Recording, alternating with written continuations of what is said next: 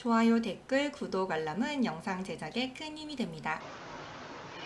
안녕하세요. 질문심사청구입니다.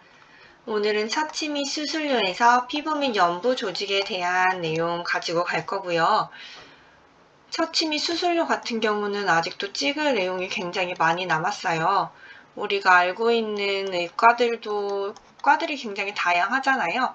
그만큼 그 수과들도 다양하고, 그래서 제가 늘 말씀드리는 내용이 여기에서 한 가지만 너무 파고 들어가지 마시고 어떤 것들이 있는지 대략적인 내용을 파악하고 훑고 가신 다음에 내가 근무하고 있는 그 해당 병원에 맞는 처치 및 수술들이 있을 거예요. 그래서 거기에 더 집중을 하시는 것이 맞지, 지금 여기에서 뭐 박피술은 코드가 뭐고 몇 번을 시행해야 되고 이건 전혀 필요가 없는 내용들이잖아요. 하지만 우리가 심사 청구를 하면서 늘 한 병원에만 있을 수 있는 것도 아니고 또 더 큰 종합병원이나 뭐 병원급의 다양한 과를 다루는 곳에 있을 수도 있으니까 이런 전체적인 내용은 같이 가져가시는 게 좋을 것 같아요. 영상을 오랜만에 찍게 되었는데 제가 심사 청구를 전문으로 하는 기관에서 이제 좋은 기회가 돼서 온라인 강의를 찍게 됐어요. 지금 제가 이렇게 강의를 남겨놓는 것들은 대체적으로 요양급여 비용 기준집에 있는 그런 내용들을 제가 간략하게 요약해서 말씀드리고 있는 부분들이고, 지금 찍고 있는 강의 같은 경우에는 거의 그 심사 청구 전문 그 기관에서 가지고 있는 노하우들을 바탕으로 뭐 실무에서 거의 쓰는 내용들이나 사례를 대부분으로 영상을 제작했거든요.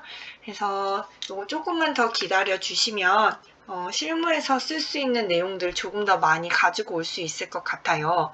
그동안에는 제가 만들어 놓은 영상들로 크게 큰 틀 다지시고, 그리고 세부적인 내용 요거 온라인 강의 나중에 다 완성되면 그때 들으시면 어느 정도 조금 더 도움이 되지 않을까 싶어요. 솔직히 온라인 강의 같은 거 보면은 대부분 그냥 줄글 읽다가 끝나는 게 대부분이었거든요. 저 같은 경우에도 들었을 때.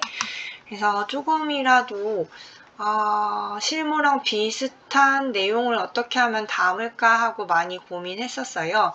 그리고 조금 더 어떻게 하면 쉽게 설명을 드리고 많이 기억에 남을 수 있도록 할까라는 부분들 같이 많이 연구했으니까요. 조금만 더 기다려 주세요. 종종 이렇게 영상 강의도 올리도록 하겠습니다. 그럼 강의 시작할게요. 먼저 피부 및 연부 조직에서 제가 몇 가지만 좀 뽑았어요. 거기서 피부 및 연부 조직에도 요거 이외에도 다른 내용들도 있거든요. 그래서 기준집에서 한 번씩 읽어보시도록 하고요. 먼저 피부 밀봉 붕대요법 같은 경우는 말 그대로예요. 피부를 붕대로 칭칭 감는 그런 행위거든요. 그래서 뭐 어떤 질환이 있다거나 피부과적 질환이 있다거나 아니면 화상을 당했거나 아니면 내향성 발톱, 이렇게 파고드는 발톱 있죠. 그런 발톱, 또 사마귀, 뭐 티눈, 우리 피부에 관련된 질환들이 다양하잖아요. 근데 거기에 있어서 대부분 아마 화상에 많이 해당되겠죠. 화상 같은 경우 아니면 뭐 괴사가 있다거나 아니면은 절단이 돼서 뭐 여기를 많이 꽁꽁 묶어야 된다거나 했을 때 사용할 수 있는 피부 밀봉 붕대 요법이라고 하고요. 요거는 손발톱도 해당이 돼요. 손톱이나 발톱도 이렇게 밀봉을 했다면 요 수가로 산정하실 수가 있어요. 두 번째로 병변내 주입요법 볼게요. 병변내 주입요법은 주사 놓는 거예요. 어떤 주사, 약물 어떤 주사를 놓느냐, 스테로이드제. 대표적으로 볼 수 있는 게 어떤 게 있냐면 뭐 피부과적 질환은 건선도 있고요. 제일 많이 하는 거 우리 원형 탈모, 여기 이렇게 머리카락 있으면 작게 500원짜리 동전만하게 구멍 나는 거 있어요. 여기에다가 요 피부 자체에 이 스테로이드제를 놓는 거거든요. 그래서 요거를 병변내 주입요법이라고 표현해요. 그죠? 그냥 주사료 하면 좋을 텐데 이거를 이렇게 또 따로 표현을 하고 있네요. 그래서 요거는 스테로이드제를 거기에 국소적으로 주입하는 요법이다 라고 알고 계시면 돼요. 박피술 같은 경우에는 냉동 국소 마취를 통해서 이렇게 벗겨내는 거예요. 뭐 브러쉬 같은 걸로 벗겨내서 화상에 뭐 흉터가 난다거나 뭐 괴사된 피부 아니면 종양에 많이 사용되고 있는 시술입니다. 피부 양성 종양 적출술 같은 경우는 피부에 약간 딱딱한 고름이 있다고 보시면 될 것 같아요. 딱딱한 고름, 여드름은 아니고요. 여기를 만지면 딱딱해요. 그래서 요거를 절개를 하거나 아니면 뭐 간편으로 시술을 하거나 요 방법에 따라서 따로 숟가를 산정하실 수 있다는 거. 그리고 튀는 제거술이나 사마귀 제거술 같은 경우에는 요걸 좀 보셔야 돼요. 일상생활에 손등이나 전박부 같은 경우는 여기 팔 앞면을 이야기하거든요. 이런 경우에는 비급여 처리예요. 발가락이나 발등 이런 거는 우리 걸을 때 통증을 유발하거나 불편할 수 있잖아요. 그래서 이런 경우에는 급여 처리가 가능하지만 일상생활에 불편함을 초래하지 않는 부분에 대해서는 비급여를 처리한다. 튀는 제거 요거 많이 하는데 요거 비급여로 처리한다는 거 요 부분을 기억해 두셔야 돼요. 전염성 연속종 제거술 이거는 바이러스에 의해서 이제 생기는 이런 좁쌀 같은 거거든요. 요것도 부위 선정할 때 요건 7부위를 선정해요. 7부위 어디였어요? 머리, 두부, 배 쪽, 복부, 등 쪽, 등부, 그리고 사지, 좌우, 상하지. 이렇게 해서 7부위로 나눴어요. 그래서 7부위인데 이 연속종 제거술을 전신 요 2부위를 이상으로 했다. 그러면 전신성으로 청구를 하고 그 외에는 기타로 청구를 하시면 돼요. 피판 작성술, 식피술. 피판 작성술이라는 것은 피부를 떼어내는 거예요. 그래서 화상보다도 이렇게 뭔가의 절단이 돼서 피부 자체가 만약에 완전히 날아가 버렸을 때, 피부가 완전히 떼어져 버렸을 때, 그때 다른 피부를 절개를 해서 식피술, 그 피부를 다시 갖다 붙이는 거예요. 이 식피술 같은 경우에도 7부위 아까 어떻게 나눴죠? 머리, 등부, 배부, 좌우, 상하지 나눴죠. 그래서 한 군데 한 부위에, 그러니까 여기 팔이면은 팔 한 부위에 2군데 이상을 만약에 붙였다. 식피술을 했다. 그러면 첫 번째는 100%, 두 번째, 세 번째는 50%. 그러니까 부위별 최대 200%면은 몇 개까지 되겠어요? 몇 군데까지 되겠어요? 3군데까지 가능하겠죠. 이 100%, 세 군데까지 가능하다.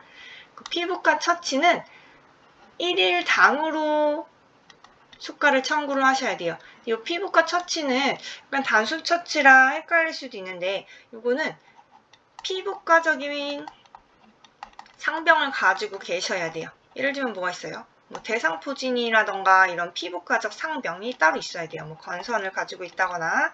그래서 요거는 단순 처치와 조금 다른 점이 있다. 그리고 또 사용된 거즈나 탈지면 붕대, 반창고 같은 이런 기본적인 치료 재료들은 산정하지 않는다 라고 기억해 두세요.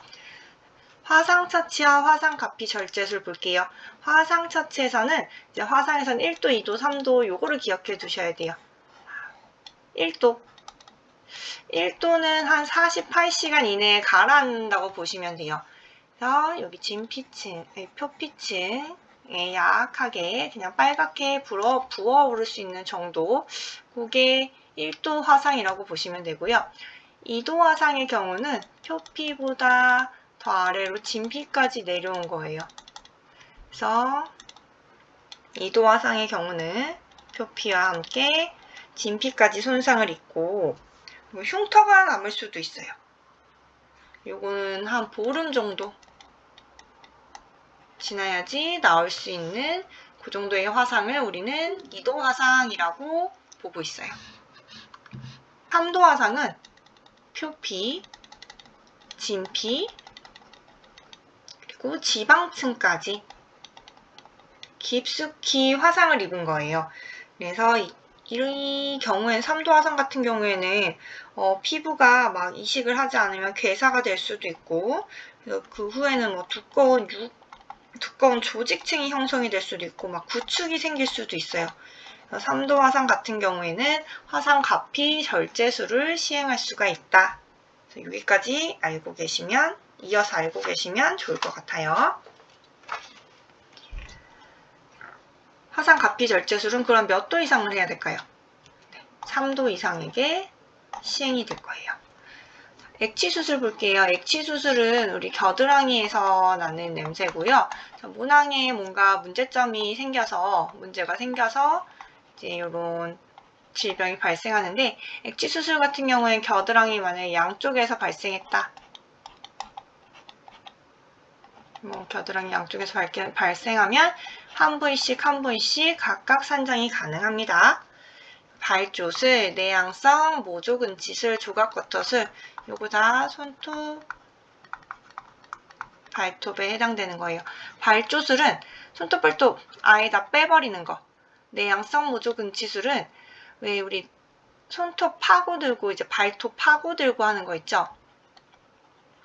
그래서 그거를 밖으로 빼낼 수 있도록 이렇게 해주는 시술. 조각겉터술 같은 경우에는 이 시술로만 안 돼요. 그래서 여기다 뭘 끼워 넣는 거예요. 발톱에 무언가를 끼워 넣어서 한 달 정도 계속 거치를 시키고 이게 안으로 파고들지 못하게 유지를 시켜주는 게 바로 조각겉터술이라고 이해하시면 돼요. 반응 구축술의 경우는 성형수술이라고 보시면 되는데요. 성형수술 같은 경우에는 일반적으로 미용을 위해서 많이 하잖아요. 이 반응 구축술 같은 경우는 우리가 일상생활에 제한이 있다고 보시면 돼요. 예를 들면 우리 지금 팔꿈치 구부려 보실까요? 한번? 팔꿈치를 구부릴 수 있어요. 근데 팔꿈치를 편 상태에서 만약에 팔꿈치를 내 손으로 딱 잡거나 아니면 여기에 테이프를 완전 단단한 테이프를 붙였다고 생각해 보세요. 그리고 팔을 구부리려고 하면 팔이 잘 구부러지지 않겠죠.